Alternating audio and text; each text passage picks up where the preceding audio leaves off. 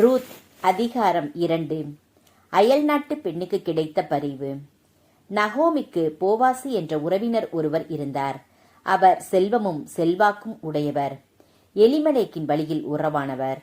Ruth நகோமியிடம், நான் வயலுக்கு போய் யார் என்னை கருணை கண்கொண்டு நோக்குவாரோ அவர் பின்னே சென்று கதிர்களை பொறுக்கிக் கொண்டு வருகிறேன், எனக்கு அனுமதி தாரும் என்றார். அவரும், போய் வா மகளே என்றார்.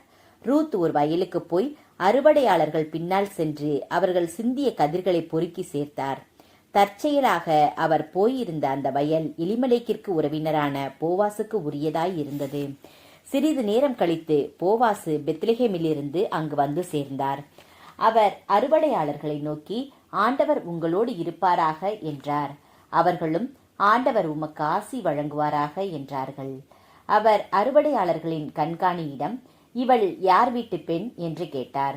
அதற்கு அறுவடையாள்களுக்கு மேற்பார்வையாளராய் நியமிக்கப்பட்டிருந்த வேலையாள், இவள்தான் மோவாபு நாட்டிலிருந்து திரும்பியுள்ள நகோமியோடு வந்திருக்கும் மோவாபிய பெண். அறுவடையாள்களின் பின்னே சென்று சிந்தும் கதிர்களை பொறுக்கிக் கொள்வதற்கு என்னிடம் அனுமதி கேட்டாள். காலை முதல் இதுவரையில் அவள் சிறிதும் ஓய்வின்றி கதிர் பொறுக்கிக் கொண்டிருந்தாள். இப்போதுதான் அவள் பந்தல் நிழலில் சற்று ஓய்வெடுத்துக் கொண்டிருக்கிறாள் என்றார். பிறகு போவாசு ரூத்தை நோக்கி, பெண்ணே, நான் சொல்வதை கேள். இந்த வயலைத் தவிர வேறு எந்த வயலுக்கும் போய் நீ கதிர் பொறுக்க வேண்டாம். என் வயலில் வேலை செய்யும் பெண்களுடன் இங்கேயே இரு. அறுவடையாளர்கள் வேலை செய்யும் இடத்தை நன்றாக கவனித்து அங்கே போய் அவர்கள் பின்னால் கதிர் பொறுக்கும் பெண்களோடு நீயும் இரு.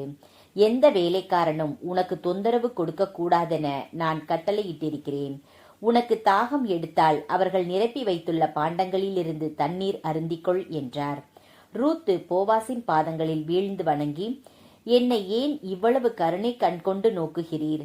அயல்நாட்டு பெண்ணாகிய என்னை ஏன் இவ்வளவு பரிவுடன் நடத்துகிறீர் என்று கேட்டார்.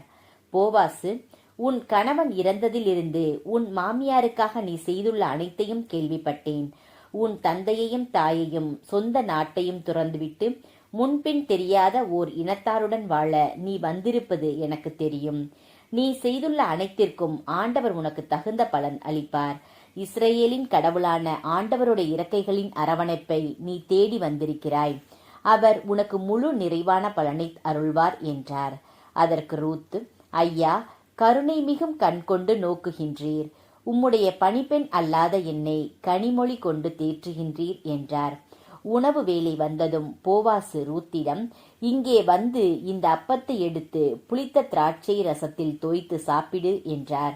அவரும் அவ்வாறே போய் அறுவடையாள்களுடன் உட்கார்ந்து கொண்டார். போவாசு அவருக்கு வறுத்த பயரும் கொடுத்தார். அவர் பசித்தீர உண்ட பின்னும் சிறிது உணவு எஞ்சியது. பிறகு அவர் மீண்டும் கதிர் பொறுக்க எழுந்து சென்றார்.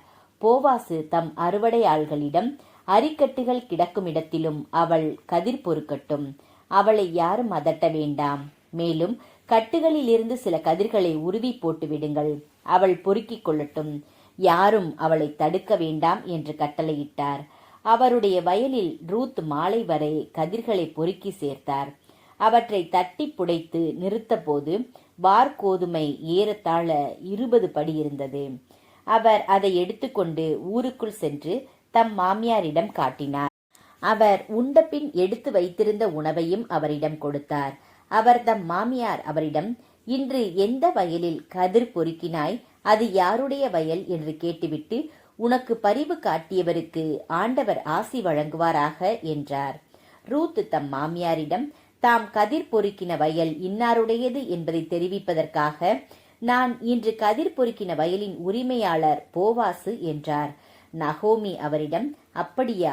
வாழ்வோருக்கும் இறந்தோருக்கும் என்றும் பேரன்பு காட்டும் ஆண்டவர் அவருக்கு ஆசி வழங்குவாராக என்றார். மேலும் அவர், போவாசு நமக்கு நெருங்கிய உறவினர், நம்மை காப்பாற்றும் கடமையுள்ள முறை உறவினருள் ஒருவர்.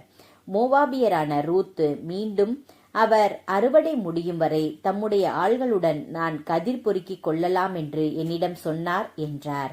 நகோமி தன் மருமகள் ரூத்திடம், ஆம் மகளே, நீ அவருடைய பணிப்பெண்களோடு இருப்பதுதான் நல்லது.